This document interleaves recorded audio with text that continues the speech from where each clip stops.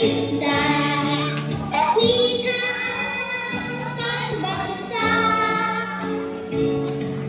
Ang gamit kong salita, bayan kong sinilangan,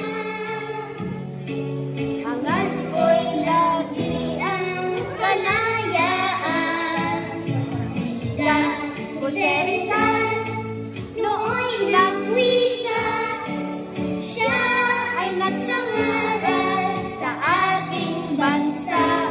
Ang hindi raw magmahal sa sariling wika ay higit pa ang amoy sa baba.